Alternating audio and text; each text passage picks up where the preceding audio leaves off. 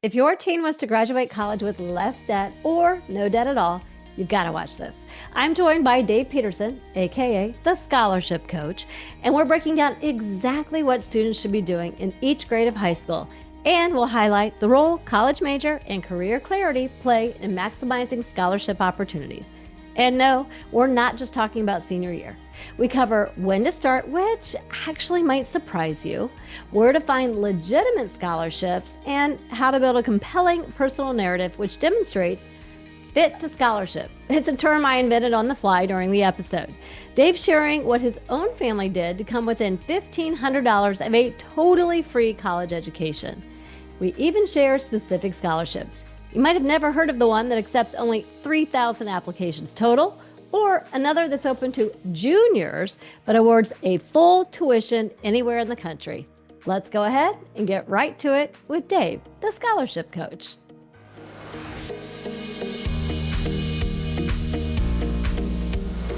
Dave Peterson, number 3. Welcome back to the show. Thank you so much for having me back. I have been excited to do this since I found out we were going to have episode 3, and really looking forward to this conversation. Well, your episodes are always resonating with our listeners. Paying for college is a real struggle. Yeah. And you make it more affordable with your approach. And so, well, it just makes sense to have you back again. Well, thank you. So, you're previously, and I'm looking at my notes here. Previously, we talked about the first time you were on episode 128. So flourishcoachingco.com//128, winning college scholarships, expert tips with scholarship coach. So you just kind of like gave the overview, like, okay, if you want to be successful like your family was, and we should say, Yeah. I mean, all but $1,500 for my son's college degree. And that was covered tuition, room, board, books, fees, the whole 9 yards, except for $1,500. amazing. Yeah. So if you want to know like what the tips are that people can glean to help get them to that aspirational ideal that you had, 128. But then we talked about, and this is, I'm going to say 161 will probably always be my favorite between the two Okay. of us, Okay. because it was boost your teen's personal narrative before Yeah. applications. And that is so at the heart of what both of us do. Yes. Yep. Absolutely. And so everybody needs to listen to that. flourishcoachingco.com/161. 100%. I mean, because that episode gives you, I don't even care if you're like, your kid's not going to college, but they're going to go to trade school or an employee training program or anything that they're going to be applying to. They have to have a strong personal narrative, right? Absolutely. Yeah. Whether it's trade school, internships, of course, college admissions and scholarships, it really does come down to that personal narrative. And, I just ran my numbers for my class of 2025 cohort, and that was the biggest factor, was the students with the strongest personal narrative won the most scholarships. One other factor, and this is kind of a pro tip, the students whose parents were involved in the process more also won more scholarships. And that doesn't mean the parents were writing essays or filling out applications. Wait, let's say but that they were part the ones, again. yes, not writing applications or filling out essays, but they were emailing me with questions, and they were saying, even things like, we haven't won anything yet, or should we give up? And so I had to be a bit of a motivator, which I had to motivate the parent, who would then motivate the student. Yep. And the ones who stuck with it and had that personal narrative and just realized this is a process, this is not a one and done thing, that the numbers just bear it out. We see the same thing. We do a monthly, we call it our Launch Live Q&A every month. And sometimes even parents will come when their kids can't come. We record them so everybody gets access to them. Sure. I've had parents and kids who are, feel like they're walking on eggshells with each other, because that happens sometimes, where Yep. the parents logging in on one device in a different room in the house, and then the kids on another device. But that parental involvement absolutely makes a difference. And I've even seen, one of the things that we teach people to do is how to put together a really effective LinkedIn, and then how to leverage LinkedIn for both Yep. research and building connections. But in July, and then in the previous month in June, two parents up leveled their own LinkedIn profile, because they're like, attending the Q&A this month kind of drove home the fact that I needed to pay attention to my profile a little bit better. And I'm like, oh, that's been fun to watch. So it's a family journey, right? 100%. And you're convicting me here. I need to update my LinkedIn profile. My LinkedIn presence is close to zero.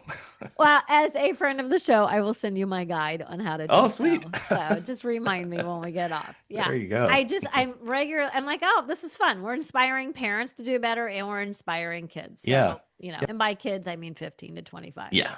Yep. Okay. But what we're going to talk about this time is the timeline. I mean, Hmm. we're getting into the start of the school year here. I know it's various dates around the country, but when we right now are putting this out in September, by now everybody's back to school. So we're I thinking would think about so. like, Yeah. what's the timing of all the things I need to do this year? Mm. And so this is so timely.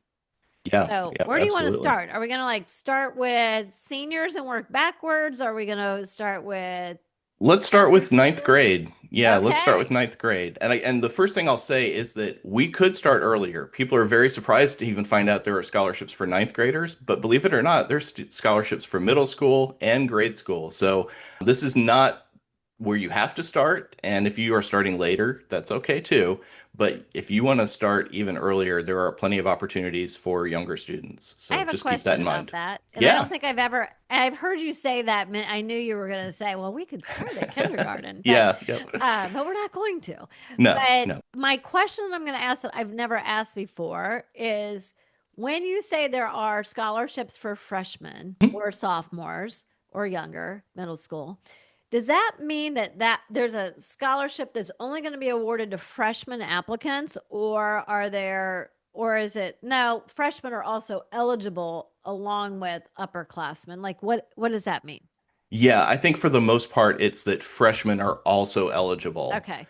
And I will also say that does not mean that those seniors just dominate. I worked with a student last year who won a $5,000 scholarship as a high school sophomore. I worked with a student a couple years ago who won $2,500 as a freshman.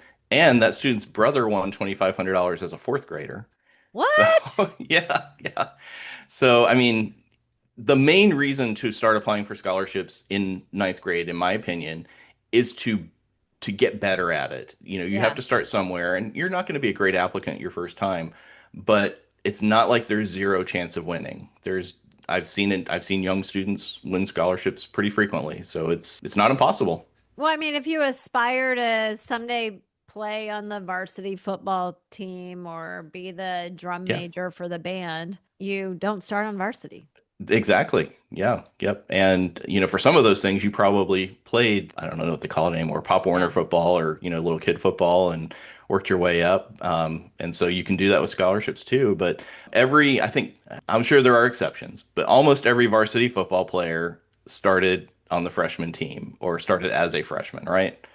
I do have a friend that played for the Cincinnati Bengals that did not start football until Ooh, he was a okay. junior high Wow. school and Okay. then surprisingly got a college scholarship. So there That is are amazing. exceptions. Yeah. Well, and as I was saying that, I Which was thinking actually that should Michael be a Jordan, good right? point. Like, yeah, exactly. Like, Yeah. Yeah. so if you are listening to this and you have a senior and you're like, oh, well, Dave said we should start practicing freshman year. It's too late. It's Yeah. also not Yeah. too late. Maybe you're the Michael Jordan of scholarships. You could be, and especially if you're hearing this when it's coming out in September, it is very early for any student, in the norm, in the Yeah. 90% of students who even bother applying for scholarships. Most of them do start senior year, so it's certainly not too late. Yeah. Okay. Yeah. So we're going to talk through the timeline. Yep. We're going to start with freshmen. So what can are you putting freshmen and sophomores together or Yes, I might have one little caveat additional for sophomores, but for the most part, freshmen and sophomores are going to look very similar. So the first thing really, in my opinion, is to incorporate scholarships into your family culture.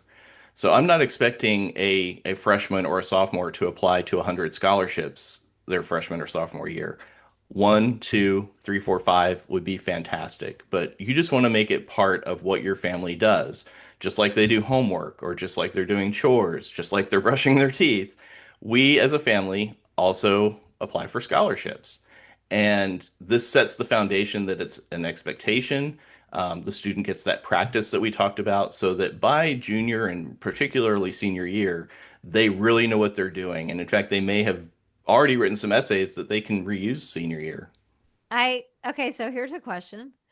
If you say like we're just going to make it part of our family culture, it's I do Mhm. the same thing with you need to have a college bound conversation. For those, I won't even I should probably change the name of it because I'm really like getting away from the college bound. Like Yeah, it's just a future planning right. conversation every single week. But I also say when you're a freshman, like that feels too heavy, I think, for kids. So, like, once a month we sit down and we talk about future planning related Hmm. things. So, you Yeah. just said, like, if you're a freshman and you want to start to begin to make a cultural shift in your family about this is something we do as a family, it's part of our Hmm. identity. Yep. And it's maybe five, or as you were saying that, I'm like, oh, they could do like one every other month, right? Might That would be, be and then fantastic. sophomore year, maybe it's one every month. But Yep. here's what went through my mind when you said that. Well, how many do you suggest that seniors apply for? Are you, because you just said, I'm not saying do 100. Yeah. Yep. Is it 100? So, well, I sometimes will throw that out as a target.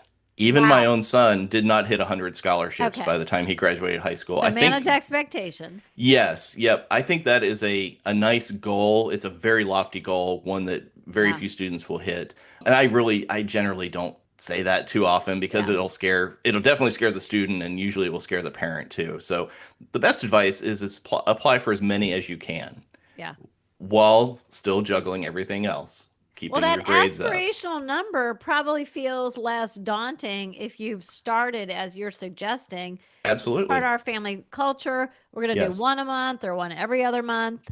Yep. Yeah, 100%. And it just because it's part of your culture, if you to hit 100, it's really like you said, if you did one a month, you'll hit that by the end of senior year. Yeah. Absolutely. Yeah. And So, senior year, you should do more than one a month. I do want to say that. yeah, well, Yeah, that's because that's when the bulk of your opportunity exists. maybe it's at least one a week. Yeah, that would be a great target. That might be tough Yeah. depending on the student, but yeah. Yeah. Okay.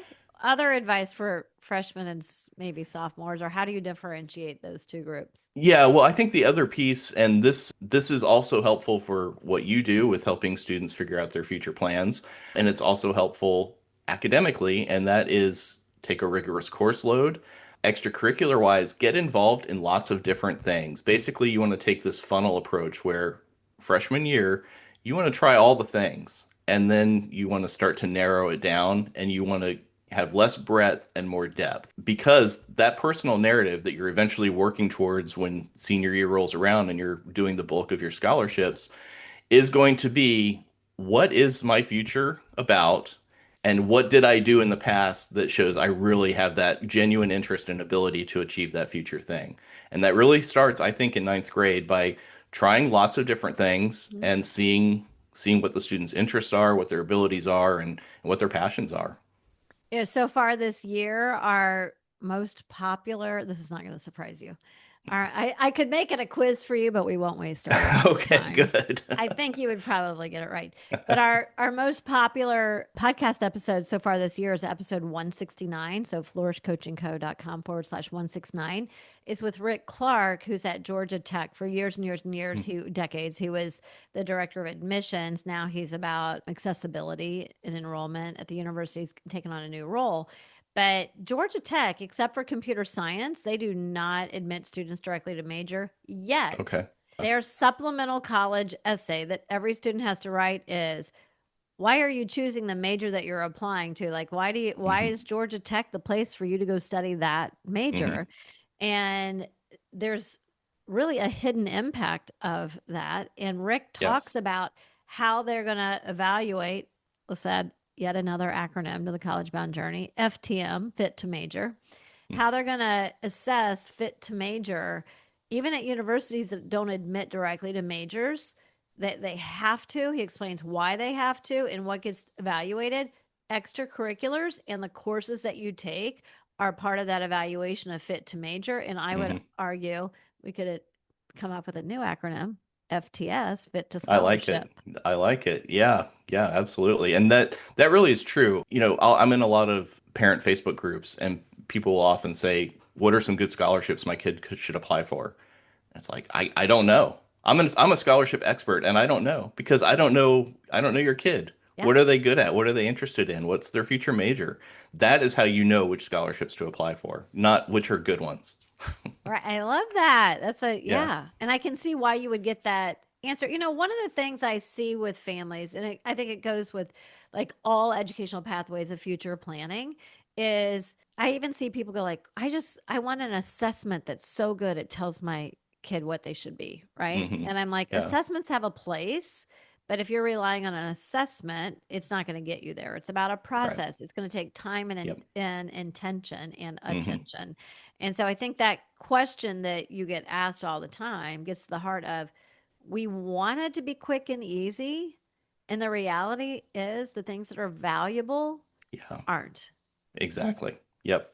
Yeah, absolutely. And, like I said earlier in the conversation about the parents who are involved and the ones who maybe are getting a little disheartened that their students not winning scholarships, it's a process. I'm sure just like Michael Jordan did not play basketball as a freshman in high school, there are students who win the first scholarship they apply for, but they are exceedingly rare. You are going to lose more scholarships than you win.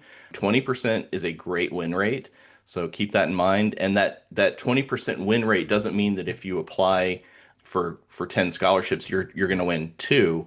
You're probably not going to start to get to that 20% until you hit a critical mass. Yeah. So that was another thing that I noticed in the stats with my last cohort, my last senior year cohort, is that it wasn't just the students who applied for more won more.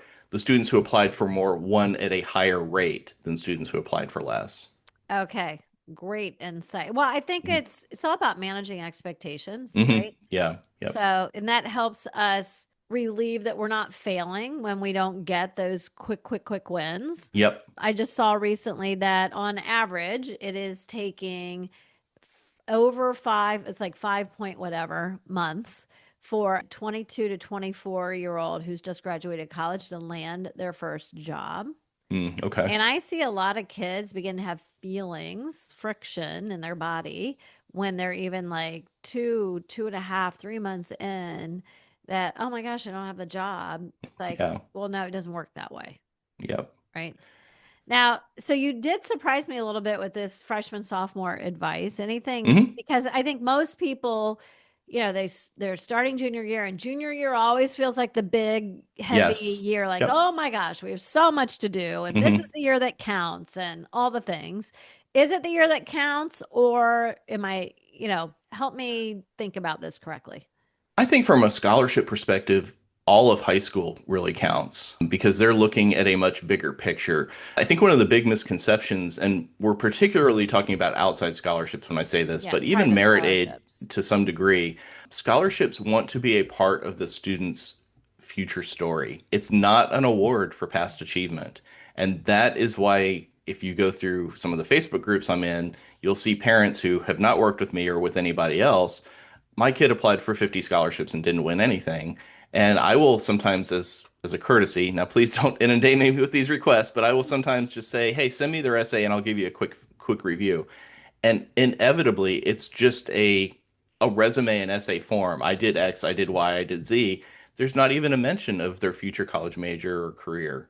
And I go back and tell them, I hate to tell you, but this is why you spun your wheels without success, is that you weren't giving the scholarships what they want. They want to literally, if you look at some of the big scholarship providers, they're still promoting their winners from 10, 20 years ago because it's a marketing thing. That's why these companies offer these scholarships. It's a marketing thing. And they want to Fit to say, scholarship.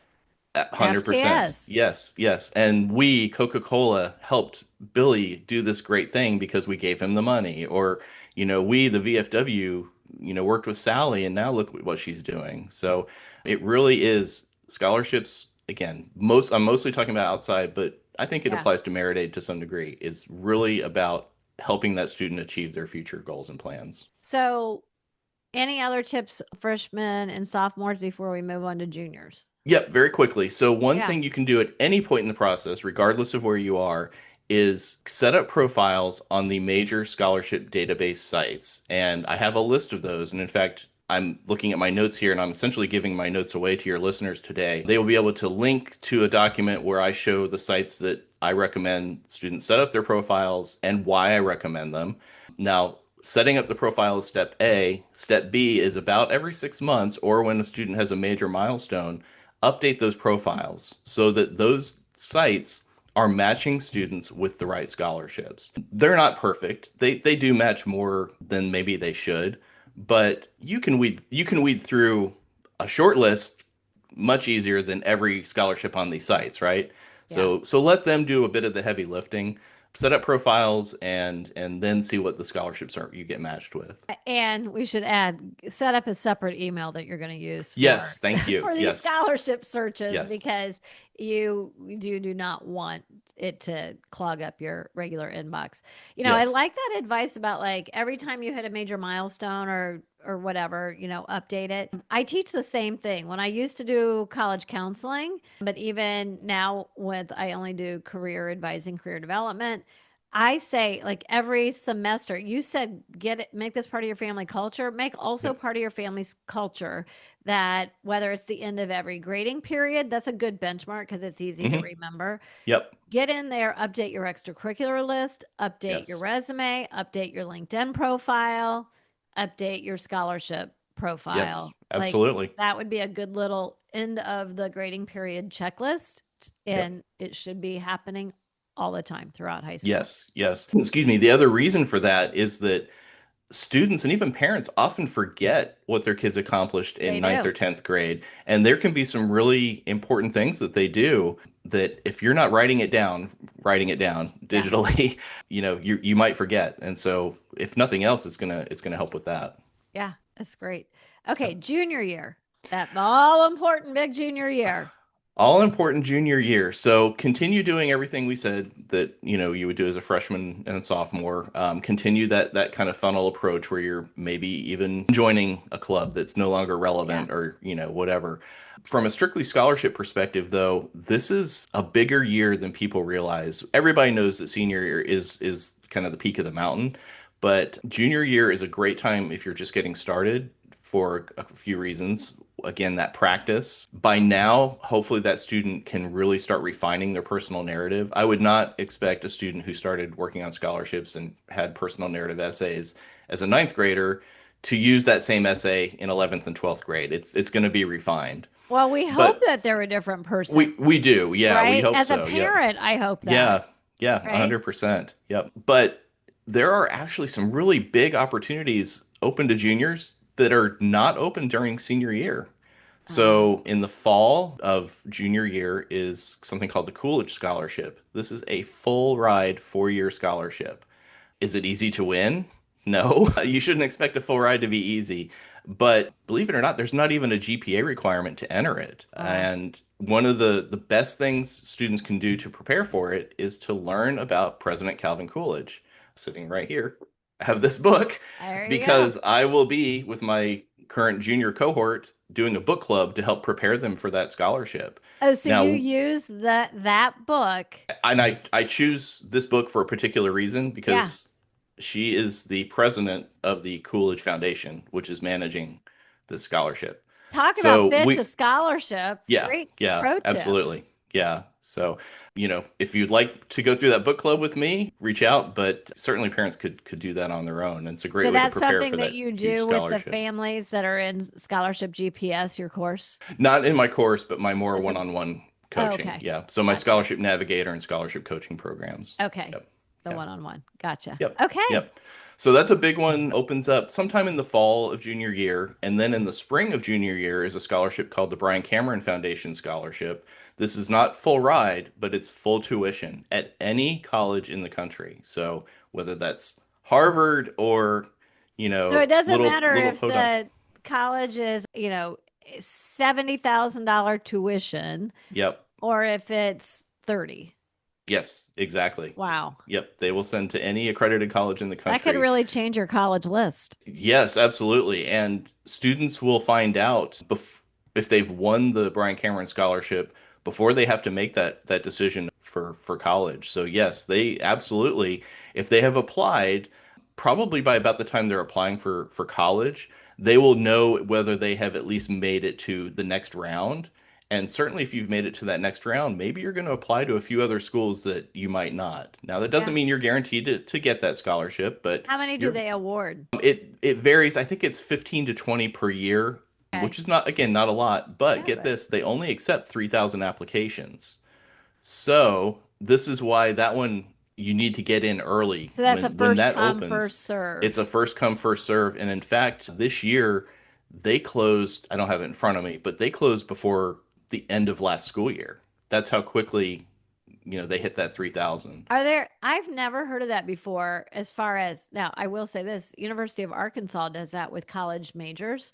Like Okay. they have certain majors that once they hit a point, Hmm. they are closed to out of state applicants, but still open to in state applicants, Okay. which Yeah. is Yep. fascinating. It's an Yep. unusual way of doing it. I think that seems unusual. Are there many other scholarships that have that same approach of like, we'll only take the first however many? There are several. A Okay. big one in senior year is the Burger King scholarship. Far too many people take themselves out of the running for that scholarship when they shouldn't, because they look at the judging rubric, and a third says we're gonna award this based on financial need. And so people think, oh, we make too much money. They don't define what financial need is, but here's the real reason is that they award over 4,000 scholarships. So if you run those numbers, 4,000 out of 50,000 works out to a 1 in 12 shot of winning that scholarship. Thanks for doing the And math. yeah, it's not exact, it's pretty close. But even better, those scholarships, now not their top $50,000 prize, but lower Right. dollar Yeah. amounts, still nothing to sneeze at, are awarded based on geography and very micro geography, basically aligning to your closest Burger King. I don't know for sure that's how they do it, but it appears that way. So your financial situation probably looks like your neighbor's financial situation for most of us, right? Right. So even if you are middle or upper middle class, probably everybody else that would be in whatever that little area they're looking at is very similar to you. Yeah. So don't count yourself Fascinating. out. Yeah, yeah, I love, I absolutely. mean, I'm getting more from this episode that we've done together, more nuances about Yeah, different scholarships, just because it's more fitting with the topic this time, yeah, right? yep, But it's making me think, I mean, it's as nuanced as what we're doing with college majors and careers. I mean, yeah, yeah, yeah, lots of nuances. Okay, yep. any other tips for successful junior year scholarships? Well, just one more thing about that Brian Cameron scholarship. This is Yeah. really the first big scholarship where the student's personal narrative is critical. The essays that they have to write for that scholarship are all about the student's personal narrative. Now, do they look at GPA and things like that? Of course they do, but Yeah. there's multiple essays in that, and they're almost all about personal narrative. So That that's when we're Coolidge, like, go back to episode 161, where yes, you and I, absolutely. all we talked about was personal narrative as it relates to both the work that I do and the work that you do. And it's Yep. so crucial. Yes, absolutely. Yeah. That one we said before, the Coolidge Scholarship, also Yeah. open to juniors. That one, they do ask some things about the student, but knowledge of But Calvin it's less Coolidge is so. the differentiator. Yeah. Interesting. Okay. Yep. Fascinating. Okay. So bring us into senior year as we come into the finish line. So senior year is the big year. I think one mistake that I see far too many people making is that they don't apply for these quote unwinnable big scholarships. If you look at senior year in most places, now certainly everybody check your locality, but I've never seen an exception, is national scholarships are all, well, national scholarships are all the time, but local scholarships are usually only in the spring of senior Right. year. There's a couple reasons to apply for these scholarships, these national scholarships in the fall. One, again, is practice. If this is where you're starting, then this is where you have to get that practice in. And I looked again with my last senior year cohort, the students who applied for some of these big senior year scholarships, which are for the most part open in the fall and into winter. Even if they didn't win any of those, they still won their local scholarships at a higher rate. So it's really about that practice and refining those essays and learning the process. So just like I was saying, don't count yourself out of that Burger King scholarship because of the financial need component. There's a lot of those. The Elks Most Valuable Student is a huge one. They award, I think it's 200 prizes at the national level, but Oh, they also award prizes at the local and state level. So yes, they do look at financial need, but another big one that if for no other reason, I recommend students apply for it because the form that they use is very similar to the forms that lots of other scholarships are going to use. So if they'll just learn the process, they'll learn, oh, I really need to have my resume in front of me as I fill out these forms, things like that. So You better have your resume finished. well, That is yes, and that is one of the things I recommend is students do need a resume. Some scholarships actually requirement, it's part of the submission process, right. but it's important as you're asking teachers for letters of recommendation for Yep. scholarships, give them your resume. It helps the teacher. We actually have an entire module in the course. So not only do we do LinkedIn, but then after you've it's easier to actually put your LinkedIn profile together first and Okay. then translate that into a resume, then Mhm. vice versa. But we have a resume template that we use. Here's the thing: people are often surprised. Like there are paid high school internships available. Yes, yeah. I don't know of any of them that you can apply to without having a resume or a LinkedIn Hmm. profile. Yeah.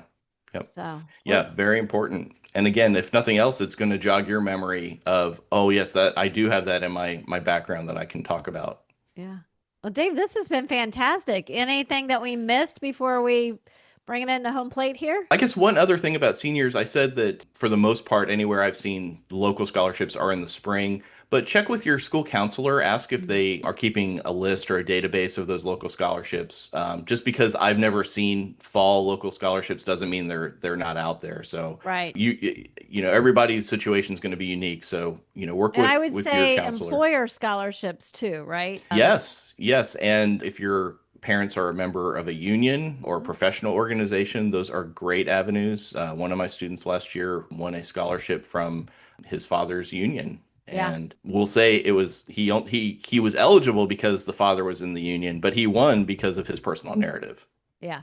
That's Yeah. amazing. And do those tend to be more, those employer or organizational scholarships, do they tend to be more fall or spring, or do you not know? Or are they just kind of spread out? I would say they're probably a little bit heavier in the spring, That's but I've seen that always from check. employers, but Yeah, yeah, yep. yeah. Yeah. This is fantastic. Okay, so Yeah. we're gonna put that kind of like your timeline with the resources at flourishcoachingco.com/scholarship.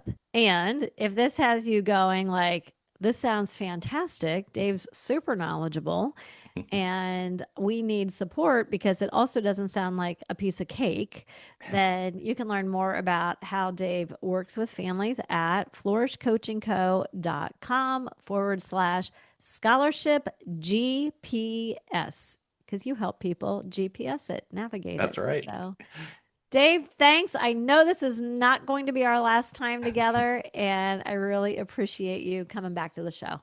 Thanks, Lisa, for having me back. This was a lot of fun. Thanks, Dave.